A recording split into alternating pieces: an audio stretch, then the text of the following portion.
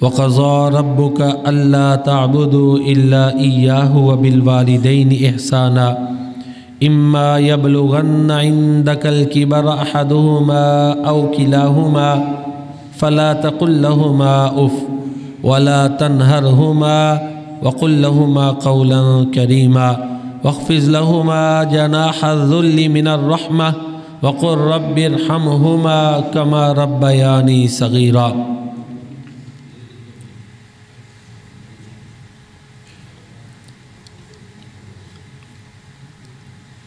دو قسم کے حقوق ہیں جو ایک مسلمان پر ادا کرنا ضروری اور لازم ہے، آگے پھر ان کی تقسیمیں ہیں۔ دونوں ہی لازم و ملزوم ہیں، حقوق اللہ اور حقوق العباد، اللہ تعالیٰ کے حقوق اور بندوں کے حقوق۔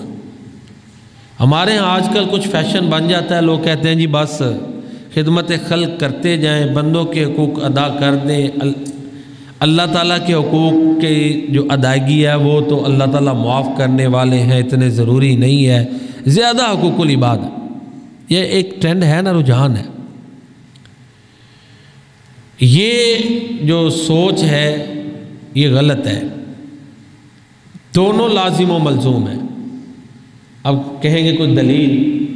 اللہ تعالیٰ نے 1,24,000 انبیاء کرام علیہم السلام تقریباً بھیجے۔ ہر نبی کی سب سے پہلی دعوت کیا تھی؟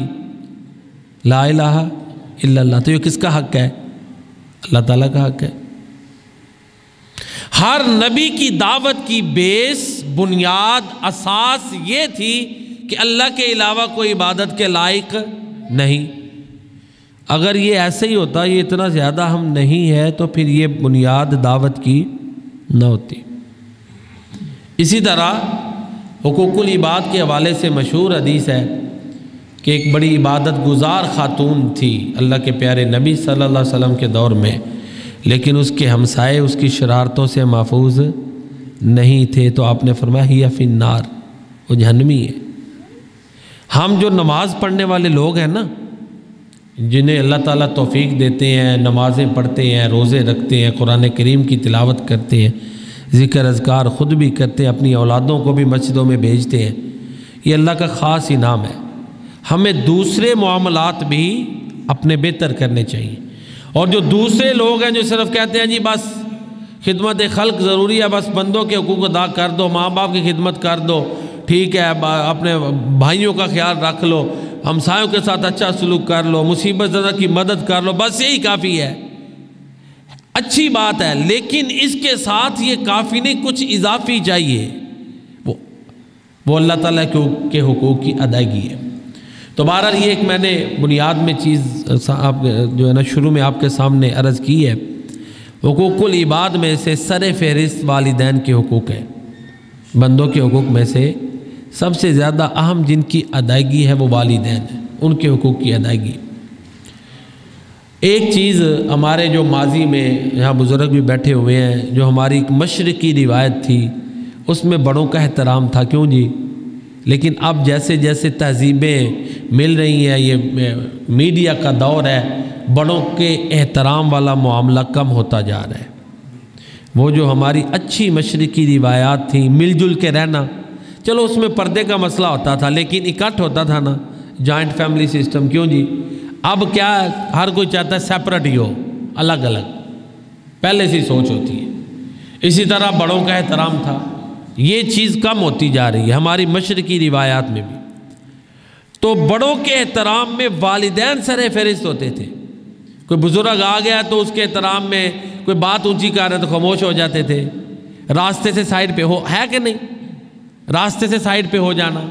گھروں میں اگر بڑی بات چیت کوئی ہو رہی ہے، جیسے ہی بزرگ آئے ان کے احترام میں ایک ماحول جو ہے نا وہ احترام والا پیدا ہو جاتا تھا، اب کم ہے یہ۔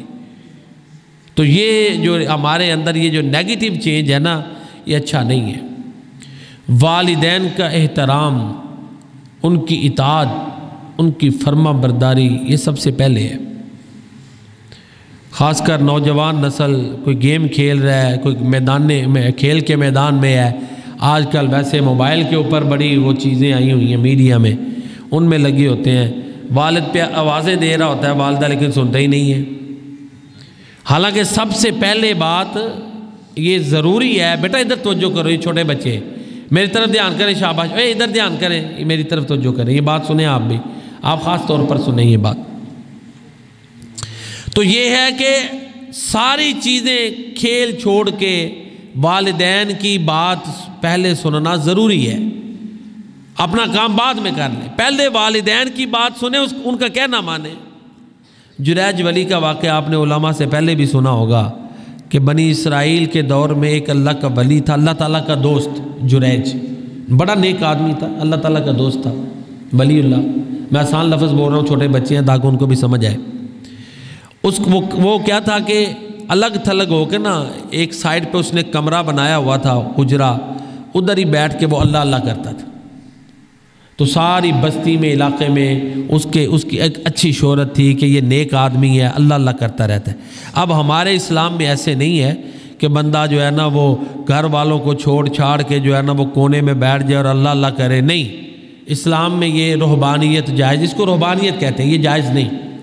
اسلام میں یہ ہے جب بندہ جوان ہو گیا محنت کرے، نمازیں پڑھے، محنت کرے، والدین کی خدمت کرے، اپنا کوئی بھائی کمزور ہے اس کے ساتھ تعاون کریں۔ ہمارے ہاں وہ بہنوں کے معاملات ہوتے ہیں اور بڑے، ان میں والدین کا ہاتھ بٹائے، یہ درست نہیں ہے، اسلام میں یہ جائز نہیں۔ لا رہبانیت فی الاسلام، اسلام میں یہ جائز نہیں کہ بس ماں باپ نے تو بڑی محنت سے اس کو جوان کیا، اب کونے میں بیٹھ کے ان پہ بھی بوجھ بنا ہوا سوسائٹی پہ بھی، یہ درست نہیں۔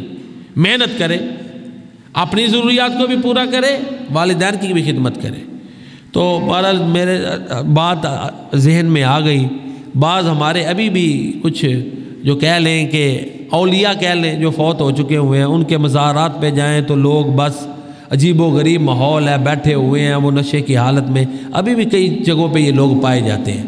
یہ اسلام کا طریقہ نہیں۔ اگر کوئی غیر مسلم آ جائے اس کو کیسے آپ قائل کریں گے کہ یہ اسلام ہے کیا؟ وہ جو اللہ کے ولی تھے ان کی زندگیاں تو آپ پڑھیں، قرآن و سنت کے سانچے میں ڈھلی ہوئی تھی، خودداری والی زندگیاں تھیں، اور پھر اللہ کے نبی کا فرمان ہے طاقتور مومن کمزور مومن سے بہتر ہے، المؤمن القوی خیر من المؤمن الضعیف۔ تو بہرحال جریج ولی جو اللہ کا دوست تھا اس کی میں بات سنا رہا ہوں، وہ اللہ اللہ کرتا تھا۔ ایک دن اتفاق ایسے ہوا کہ وہ نماز پڑھ رہا تھا، اس کی والدہ اس کو ملنے آ گئی، اس نے آواز دی خیمے سے باہر، جریج جریج، لیکن جریج تو نماز میں مصروف تھا۔ اب وہ تھوڑی دیر کے لیے تردد میں مبتلا ہوا، سوچ میں پڑ گیا کہ نماز توڑ کے والدہ کی بات سنوں یا نماز جاری رکھوں۔ اس نے یہ فیصلہ کیا کہ نہیں، نماز جاری رکھتا ہوں، والدہ کی بات نہ سنی۔ اگلا دن پھر ایسے ہوا، اور نماز پوری کر کے وہ جا کے بھی تو سن سکتا تھا، ہو سکتا ہے اس کے ذہن سے نکل گیا ہو، اغلب یہی ہے کہ وہ بھی بھول گیا ہو، اور ایسے ہو بھی سکتا ہے۔ تو بہرحال اگلا دن پھر ہوا، والدہ ملنے آ گئی، پھر وہی اتفاق، نماز میں تھا، والدہ نے آواز دی، نماز نہیں چھوڑی، نماز کو جاری رکھا، اور والدہ آوازیں دے دے کے چلی گئی۔ تیسرے دن پھر ایسے ہوا کہ وہ پھر آئی، پھر اتفاق ایسا کہ یہ نماز میں تھا۔ تو اب اس کی والدہ نے اس کو بد دعا دی، حالانکہ وہ کوئی نافرمانی تو نہیں کر رہا تھا، وہ عبادت میں مصروف تھا۔ یہاں سے ماں کے حقوق کا پتہ چلتا ہے، والدہ کی عظمت کی سمجھ آتی ہے کہ جریج ولی دیکھیں، ماں نے یہ بد دعا دے دی کہ تجھے اس وقت تک موت نہ آئے جب تک تو کسی فاحشہ عورت کا منہ نہ دیکھ لے۔ ماں کا منہ نہیں نہ دیکھا آگے باہر، اب ماں کو تو نہیں پتا کہ اندر کیا ہے کیفیت ہے، لیکن اس وقت وہ ماں کی دعا قبول ہو گئی۔ ماں کی دعا اور بد دعا دونوں ہی اولاد کے حق میں بڑی جلدی قبول ہوتے ہیں۔ اس لیے بچے چھوٹی موٹی کوتاہی کریں نا تو فوراً ان کو بد دعائیں نہ دیا کریں۔ والد بھی کئی ہوتے ہیں بد دعائیں دیتے ہیں، مثلاً میاں بیوی آپس بچہ ہے تھوڑا، اللہ تینوں میرے کمان جو گا دے ہی نہ، یہ کتنی بڑی دشمنی ہے۔ دشمن کی ضرورت ہے آپ بتائیں؟ یہ تو ماں ہی بہت بڑی دشمن ہے کہ اس کے لیے غربت کی جو ہے نا وہ کیا اس کو سرٹیفکیٹ بانٹ رہی ہے۔ یہ تو کوئی اچھی بات نہیں. اس کی جگہ یہ نہیں کہہ سکتی اللہ تجھے ہدایت دے. یہ ہمارے جو رویے خود ہم ان کے خود ذمہ دار ہیں. میاں بیوی لڑ پڑے ہیں تو بیوی تینوں اللہ میرے تو دے ہی نہ, تو خود دشمن ہے, خامن نے کما کے تجھے ہی دینا ہے نا. تو اس طرح کے جملے اولاد کے بارے میں آپس میں بد دعائیں, یہ غلط ہے. اللہ کے پیارے نبی صلی اللہ علیہ وآلہ وسلم نے روکا ہے. آپ نے فرمایا آپ اپنوں کو بد دعائیں مت دیا کرو, کہیں ایسا نہ ہو کہ ایسی گھڑی ہو جس میں وہ بد دعا قبول ہو جائے. ماں کی بد دعا قبول ہو گئی.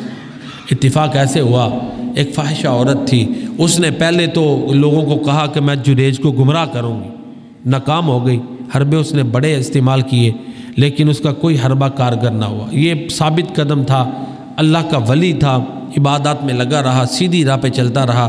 بالآخر ایسے ہوا کہ وہ عورت غلط تھی, اس کے ہاں بچہ پیدا ہوا, اس نے الزام جریج ولی پہ لگا دیا. اب پہلے بھی وہ دعوے کر چکی تھی. لوگ, ایک اور بات ہے, جیسے پوری دنیا میں مسلمان مجرم ہے, پہلے اس نے اپنے آپ کو بے گناہ ثابت کرنا ہے. ایسے ہی مذہبی حلقے والے جو لوگ ہوتے ہیں نا, وہ پہلے ہی مجرم مانے ہوتے ہیں. دوسرا کوئی طاقتور کے خلاف الزام ہونا تو کہتے ہیں 100 دفعہ سوچیں گے جی وہ دے خلاف گال کی تھی تو انہیں تو ایسے کر دینا ہے. کمزور کے لیے ہر کوئی بات کر لیتا ہے. اب جریج ولی کی حالت یہ ہوئی کہ لوگوں نے تحقیقات نہ کی, اس پہ دعویٰ بول دیا کہ بڑا صوفی بنا پھرتا ہے, بڑے نیک کرتا ہے, چرچے تیرے بڑے ہیں, اور کام یہ ہیں. انہوں نے زد و کوب کیا اس کو, اس کا خیمہ شیمہ بھی توڑ دیا, خوب اس کو مارا پیٹا. اس نے پوچھا ہوا کیا ہے, پھر لوگوں نے جب اس کو پتہ چلا, بتایا کہ یہ معاملہ ہے کہ فلاں عورت نے تیرے اوپر الزام لگایا, تو اس نے کہا مجھے اس بچے کے پاس لے چلو. پہلے اس نے 2 رکعتیں پڑھی, 2 رکعتیں وہ حاجت والی تھی نا, جیسے ان کی شریعت میں تھی, نماز پڑھی. اور مشکل وقت میں اللہ کے نبی صلی اللہ علیہ وسلم کی تعلیمات ہے, نماز پڑھیں, مدد مانگیں. ہم نماز پڑھتے نہیں, ہم تو 5 نمازوں کو بوجھ سمجھتے ہیں, حالانکہ یہ نماز مومن کا سلاح المومن, ہتھیار ہے. کوئی بھی زندگی کا مشکل موقع آ گئے, یہ نماز اس کا ڈیفینڈ کرنے والی ہے. وہ کانسیپٹ ہم بناتے ہی نہیں ہیں, یہ نظریہ ہمارا بنتا ہی نہیں ہے. 2 رکعات اس نے پڑھی, کہا بچے کو لایا گیا, اس کے پیٹ کو اس نے چھوا. ظاہرہ بچہ بھی چند دنوں کا تھا, کلام کرنے کی عمر کو نہیں پہنچا تھا, گفتگو کرنے کی عمر کو نہیں پہنچا تھا. جیسے اس نے ہاتھ لگایا اور کہا کہ بتا تیرا باپ کون ہے, تو اس بچے نے بول کے بتا دیا کہ میرا باپ فلاں چرواہا ہے. اب جب اس کی بے گناہی ثابت ہو گئی, کرامت لوگوں نے دیکھ لی, اب لوگوں نے معافی مانگنی شروع کر دی. ظاہرہ پتہ لگ گیا کہ یہ تو واقعی سچا اللہ کا ولی ہے, صاحب کرامات اللہ کا ولی ہے. اب کہنے لگے آپ کا خیمہ ہم کہیں تو سونے کا بنا دے, کا نہیں, جیسا تھا ویسا ہی بنا دو. تو یہاں سے بات دیکھ لیں کہ بچہ اگر وقت کا ولی بھی ہے تو ماں باپ کے معاملے میں کوتاہی کر رہا ہے, تو پھر اگر کوئی بد دعا دے دیں تو اس کو سوچنا چاہیے. ہاں, ماں باپ کو بھی دیکھنا چاہیے کہ اگر بچہ اگر دین پہ چل رہا ہے, ان کا معاملہ کوئی ایسا ہے کہ انہیں غلطی لگ رہی ہے, تو پھر بلا وجہ بد دعا یا اس طرح کے حالات پیدا نہ کریں. کیونکہ دنیاوی معاملات میں ہر ایک سے بڑی ماں باپ کی بات ہے, ان کی عظمت ہے. لیکن جب اللہ اور اس کے رسول کی بات آ جائے گی تو پھر اللہ اور اس کے رسول کی بات سب سے بڑی بات ہے. لا طاعت لمخلوق فی معصیت الخالق, خالق کی نافرمانی میں مخلوق کی فرما برداری جائز نہیں ہے. یہ ہمارا عقیدہ ہے, اسی پر ہماری نظریے کی بنیاد ہے کہ اطیعوا اللہ و اطیعوا الرسول, اسی میں کامیابی ہے. اللہ کی اطاعت کرو اور رسول اللہ صلی اللہ علیہ وسلم کی اطاعت کرو. حضرت سعد رضی اللہ تعالیٰ عنہ کا مشہور واقعہ ہے, مسلمان ہو گئے, والدہ نے بڑا سخت احتجاج کیا, کہا کہ جب تک تو دین نہیں چھوڑے گا تب تک میں کھاؤں گی نہیں, بھوکی مر جاؤں گی. اب معاشرے میں سعد کا ایک نام تھا, ایک مقام تھا, لوگوں کو پتا تھا والدہ کا بڑا فرما بردار ہے. تو سعد رضی اللہ تعالیٰ نے سٹینڈ لیا نا, انہوں نے کہا کہ اماں تو ایک ہے, تیرے جیسی سینکڑوں مائیں بھی محمد کریم صلی اللہ علیہ وسلم کے دین پہ قربان کر دوں گا۔ لیکن دیکھیں دین کی ثابت قدمی کی برکات دیکھیں، جو سٹریٹ فارورڈ ہوتا ہے نا، ایک دو دفعہ اس کو پرابلم آتی ہے لیکن پھر برکتیں بھی نازل ہوتی ہیں، صاف گوئی کی برکات ہوتی ہیں۔ تو والدہ کا بھی دل اللہ نے پھر پھیر دیا، مسلمان ہو گئے۔ ہاں، دنیا کے معاملات میں والدین کی اطاعت ضروری ہے، لازم ہے، لیکن اگر وہ ایسی بات کہیں جو اللہ اور اس کے رسول کی نافرمانی میں ہے تو پھر ان کی بات مانی نہیں جائے گی۔ ہوتے ہوئے مصطفیٰ کی گفتار، مت دیکھ کسی کا قول و کردار، رشتہ میرا خدا کی خدائی سے ٹوٹ جائے، خدائی سے مراد پوری دنیا، چھوٹے مگر نہ ہاتھ سے دامان مصطفیٰ۔ دیکھی نہیں کسی نے اگر شان مصطفیٰ، دیکھے کہ جبرائیل ہے دربان مصطفیٰ، لطف خدائے پاک کی تصویر کھنچ گئی، پھرنے لگے جب آنکھ میں احسان مصطفیٰ، پھیلا ہوا ہے اسود و احمر کے واسطے، سین عرب سے تاب عجم خان مصطفیٰ، رکھے وہ یاد خسرو پرویز کا معال، پہنچا ہو جس کے ہاتھ میں فرمان مصطفیٰ، میرے ہزار دل ہوں تصدق حضور پر، میری ہزار جان ہو قربان مصطفیٰ، رشتہ میرا خدا کی خدائی سے ٹوٹ جائے، چھوٹے مگر نہ ہاتھ سے دامان مصطفیٰ۔ ہمارا یہ ایمان ہے جو امام مالک رحمہ اللہ تعالیٰ کا ایمان تھا، ہمارا یہ عقیدہ ہے جو امام مالک رحمہ اللہ تعالیٰ کا عقیدہ تھا۔ وہ ایمان وہ عقیدہ کیا تھا کہ پیارے نبی کریم صلی اللہ علیہ وسلم کی ہر بات ماننا لازم ہے، ضروری ہے۔ آپ کے ساتھ اختلاف معاذ اللہ نہیں کیا جا سکتا، آپ کے علاوہ ہر ایک کے ساتھ اختلاف ہو سکتا ہے لیکن میرے پیارے نبی کے ساتھ اختلاف نہیں ہو سکتا۔ یہ بات امام مالک رحمہ اللہ تعالی نے پیارے نبی کریم صلی اللہ علیہ وسلم کی قبر مبارک کے پاس کھڑے ہو کے کہی تھی کہ ان کی بات ماننا لازم ہے۔ اسی لیے ہم کہتے ہیں جب اللہ کے نبی کی بات آ جائے پھر کسی اور کی طرف دیکھنے کی ضرورت نہیں ہے۔ ہاں، اگر آپ سے رہنمائی نہیں مل رہی تو پھر ہم اہل بیت اور خلفائے راشدین کو دیکھیں گے، کیونکہ اللہ کے نبی نے اسی لیے فرمایا کہ میرے طریقے اور خلفائے راشدین کے طریقے کو اپنا لینا، پھر بھی نہ ملے پھر صحابہ کرام ہے، پھر بعد کا درجہ ائمہ کرام کا اجتہاد کا ایک باب کھلا ہوا ہے، لیکن سب سے پہلے قرآن و سنت ہے، پھر خلفائے راشدین اور اہل بیت ہے، پھر صحابہ، اس کے بعد دوسرے لوگ آتے ہیں۔ یہ ایک عقیدے کی بنیاد ہے جو ہم آپ کو سمجھا رہے ہیں، جو میں آپ کے سامنے عرض کر رہا ہوں۔ اب اگر اس عقیدے کی بنیاد پہ کوئی کہے جی یہ امام کو نہیں مانتا تو اس کی غلط فہمی ہے نا۔ امام کو جس درجے پہ ہے اس درجے پہ ہم مانتے ہیں، درجہ بندی ہے نا۔ سب سے اول درجہ قرآن کریم اور سنت رسول کریم صلی اللہ علیہ وسلم کا ہے، سب سے پہلے ان کی بات۔ جب وہاں کوئی بات مل گئی کسی اور طرف دیکھنے کی ضرورت نہیں ہے، وہاں سے نہیں تو پھر خلفائے راشدین ہیں، پھر کبار صحابہ ہیں، پھر صحابہ تابعین، پھر ائمہ کرام ہیں۔ تو بہرحال نبی اللہ اور اس کے رسول کی بات کے ہوتے ہوئے اگر کوئی ماں باپ کی بات نہیں مان رہا تو ماں باپ کی نافرمانی نہیں کر رہا، وہ نافرمان اس وقت ہے جب وہ ان کے جائز حق کو نہیں مانتا۔ حضرت یحییٰ علیہ السلام انہوں نے جب کلام کیا تو انہوں نے کیا کہا؟ دیکھیں سورہ مریم ہے، عیسیٰ علیہ السلام نے بچپن میں کلام کیا تو انہوں نے بھی، یحییٰ علیہ السلام نے تو بچپن میں کلام نہیں کیا لیکن ان کی گفتگو ہے، ان کی یہ خوبیاں ہیں جو اللہ نے بیان کیا کہ وَبَرًّا بِوَالِدَيْهِ وَلَمْ يَكُنْ جَبَّارًا عَصِيًّا، کہ یہ یحییٰ کی خوبی ہوگی، اپنے والدین کا فرما بردار ہوگا اور سرکش اور نافرمان نہیں ہوگا۔ حضرت عیسیٰ علیہ السلام نے سورہ مریم ہے جو پہلی گفتگو کی، اس میں کیا تھا؟ انی عبد اللہ آتانی الکتاب وجعلنی نبیا وجعلنی مبارکا اینما کنت واوصانی بالصلاة والزکاة ما دمت حیا وبرا بوالدتی ولم یجعلنی جبارا شقیا۔ تو حضرت عیسیٰ علیہ السلام نے جو پہلی گفتگو کی، پہلا جملہ کیا کہا کہ بے شک میں اللہ کا بندہ ہوں۔ پہلے جملے میں ہی لوگوں کا نظریہ بنا دیا، کیونکہ بچپن میں کلام کر رہے ہیں، لوگ دیوتا نہ سمجھ لیں ہیں، خدا کا بیٹا نہ سمجھ لیں، خدا مانے ہیں نا لوگ، خدا نہ مانے، اس لیے پہلا جملہ یہ کہا انی عبداللہ، میں اللہ کا بندہ ہوں، نہ دیوتا ہوں، نہ اللہ کا بیٹا ہوں، نہ تینوں میں سے تین ہوں، بلکہ میں اللہ کا بندہ ہوں۔ اللہ نے مجھ کو کتاب دی ہے، اس نے مجھے نبی بنایا ہے، اس نے مجھے برکتوں والا بنایا، وَجَعَلَنِي مُبَارَكًا أَيْنَمَا كُنْتُ، میں جہاں بھی رہوں گا برکتوں والا ہوں۔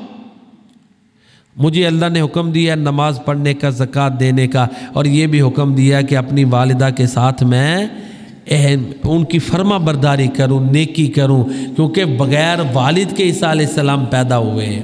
تو دیکھیں یہاں پر والدہ کی عظمت ہے، اللہ نے قرآن بنا دیا کہ عیسیٰ علیہ السلام نے یہ جملہ بولا کہ یہ میں اپنی والدہ کے ساتھ نیکی کرنے والا، فرما برداری کہہ لیں، فرما برداری کرنے والا ہوں، ان کی نافرمانی نہیں کرنے والا۔ تو عیسیٰ علیہ السلام نے جو پہلی گفتگو کی اس میں یہی اقرار کیا کہ میں نے اپنی والدہ کی فرما برداری کرنی ہے۔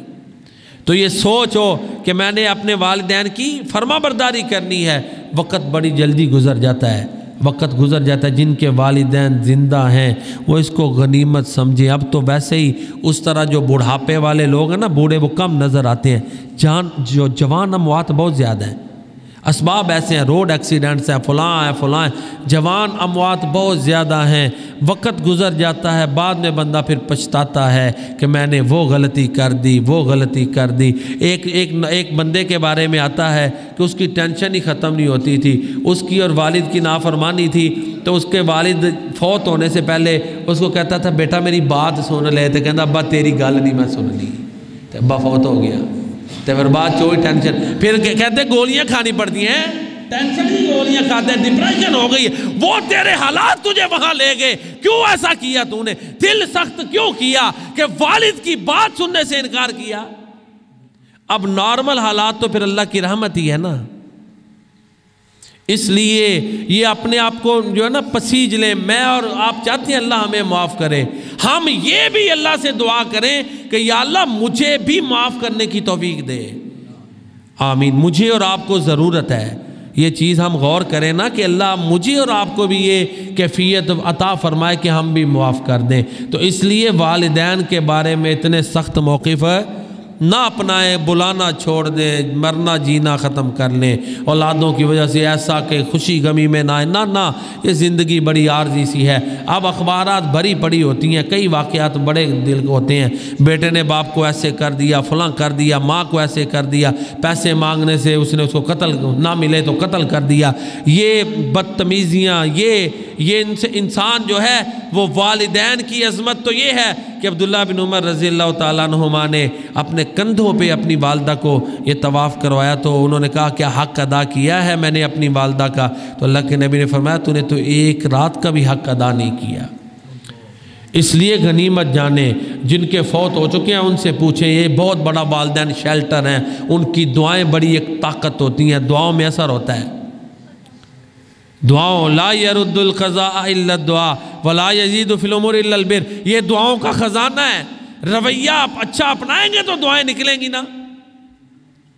اگر رویہ اچھا ہے ہی نہیں، بولنے نہیں دیتا ان کو کہ ابا تو گل نہ کرے کر، تیری گل جڑی ہوندی بکھری ہے، والدہ کو نہیں کرنے تو پھر کیسے دعا نکلے گی؟ ایک بزرگ کا مجھے یاد ہے، ادھر الہ آباد میں ایک دو دفعہ یہ میں پریکٹس کرتا ہوں، چلو میں بات سنا دیتا ہوں ہومیوپیتھی کی، تو دوائی لینے آئے تو دو چار دفعہ ایسے ہی دعا، تو میں نے کہا بابا جی دعا کرے ہو، کہتے ہیں بیٹا اب جو تیرا رویہ، دعائیں تو خود نکل رہی ہیں۔ جب والدین کے ساتھ اچھا رویہ اپنائیں گے دعائیں تو خود نکلیں گی۔ تو اچھا رویہ نہیں، بولنے نہیں دیتے تو پھر گئے دعائیں، وہ کیسے ہوگا؟ آپ خود بتائیں نا۔ دعائیں تو اچھا رویہ تھے خود ہی نکلتی ہیں۔ آپ کسی کو پانی پلا دیں، ایک دو ضرور کہے گا جزاک اللہ خیرہ، شکریہ، چھوٹا سا عمل ہے۔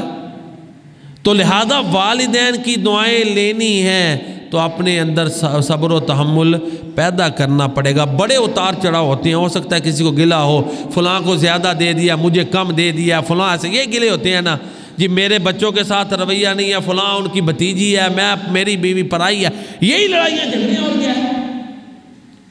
اس کو ایسے دے دیا، مجھے یہ، ان کی وجہ سے ایسی گریں بندی ہوئی ہیں کہ بلاتے ہی نہیں ہیں، ایک دوسرے سے ملتے ہی نہیں ہیں۔ تو والدین اللہ کی ایک عظیم نعمت ہیں، یہ دعاؤں کا خزانہ ہے، ان کی خدمت کریں، ان سے مشورے لیں۔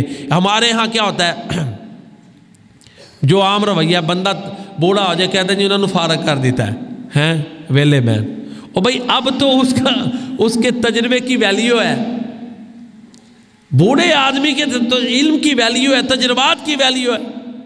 تو ہم بھی ذہنی طور پہ بوڑھے ہو جاتے ہیں، وہ بوڑھا مان لیں جی میں 60 سال بعد ان بڑا کام کر لیں۔ ہمارے پنجابیوں میں یہ ہے نا، 50 سال سے اوپر ہوگا جی وہ بچے بس ٹھیک ہے۔ یہاں دینی بات نہیں ہے، یہ KFC کا جو مالک تھا، یہ دنیاوی بات ہے۔ وہ کیا اس کا کرنل جان کیا نام ہے، 65 سال کی عمر میں اس نے یہ ریسیپی دنیا میں متعارف کروائی ہے، دنیا میں نہیں چل رہی، وہ غلط ہے، وہ اسرائیلی ہے، ہمیں اس سے مخالفت ہے، لیکن ایک بات بتا رہا ہوں کہ کس سٹیج میں جا کے اس نے یہ عمل کیا ہے۔ تو بہرحال مرضی خواہ جس طرح بھی کریں، مشاورت والدین سے کر لیں، وہ یہ نہ تنہائی محسوس کریں کہ بس تسی کھاؤ پیو بس تہاڈا انہی کام ہے۔ ان کو یہ احساسات بھی تو ہوتے ہیں، ان میں بھی شامل کرنا چاہیے۔ جتنی اپنے اندر بندہ بہتری لائے اتنا ہی اس کے لیے اچھا ہے۔ آئیڈیل تو کوئی نہیں بن سکتا نا، میرے اندر 100 خامیاں ہوں گی، آپ میں بھی کوتاہیاں ہیں، یہ عمل بہتری کا جاری رہتا ہے۔ یہ سوچ بن جائے نہیں یہ اب میں نے جو ہے نا اچھا بلاتا نہیں، میں نے والد کو بلا لینا، پھر گڈ ہو گیا، ٹھیک ہو گیا نا، چینج آ گیا، مثبت چینج آ گیا، سننے کا فائدہ ہوا۔ یہ میرے اندر کوتاہی ہے، مجھے غصہ بڑی جلدی انہوں نے گال تو چڑھ جاتا ہے، ہوں غصہ نہیں کرنا اچھا ہو گیا۔ یعنی سوچ تو بنائے نا، ہر بندے کو پتہ ہے میرے اندر یہ کوتاہی ہے، میں نے اس کو بہتر لانا ہے، تو بہتری کرنے کی نیت تو کرے نا، کیوں جی؟ اگر ہے تو معافی مانگ لے، پتہ ہے میری غلطی ہے، بجے تو ناراض، معافی مانگ لے، کیڑا بندہ چھوٹا ہوں۔ وہی میں عرض کر رہا تھا شروع میں، پہلے کیا ہوتا تھا کہ بزرگ والد جائز نجائز کی بات نہیں کر رہا، ذرا گالی دینا غلط ہے، لیکن ایک میں ہماری مشرقی روایت کی بات کر رہا ہوں۔ لڑکوں میں بھی لڑکے ہوتے تھے نا، بیٹھے دوستوں میں بھی، تو والدین جھڑک لیتے تھے، غصہ نہیں ہوتا، کیوں جی چپ کر کے سن لینی۔ اب وہ نہیں ہے ماحول، ایون کہ انہوں نے گالیاں دے دینی، بچوں کو ڈانٹ دینا، سن لینا، بڑوں کا احترام ہے جی۔ اب تو فوراً ذرا سا بھی ہو اپنی غلطی ہو تو فوراً آگے سے جو ہے نا ریاکشن، اساتذہ کیا ہوں، والدین کیا ہوں، یہ جو منفی چینج ہے اس میں بہتری لانے کی ضرورت ہے۔ حدیثیں بہت زیادہ ہیں، اللہ کے نبی صلی اللہ علیہ وسلم نے فرمایا ان الجنت تحت اقدام امہاتکم، بے شک جنت تمہاری ماؤں کے قدموں کے نیچے ہے۔ پیارے نبی نے فرمایا والد جو ہے وہ جنت کا درمیانی دروازہ ہے۔ پیارے نبی نے فرمایا رضا ربی فی رضا الوالدی، والد کی رضا میں رب کی رضا ہے، والد راضی تو رب راضی ہے۔ یہ پیارے نبی کریم صلی اللہ علیہ وسلم نے فرمایا، صحابی آگے کہتا ہے اللہ کے نبی میرے اچھے رویے، اچھی خدمت، اچھے سلوک، اچھے مینرز کا سب سے زیادہ حقدار کون ہے؟ تو پیارے نبی صلی اللہ علیہ وسلم نے فرمایا تیری والدہ۔ اس نے دوبارہ پوچھا، آپ نے پھر فرمایا تیری والدہ محترمہ۔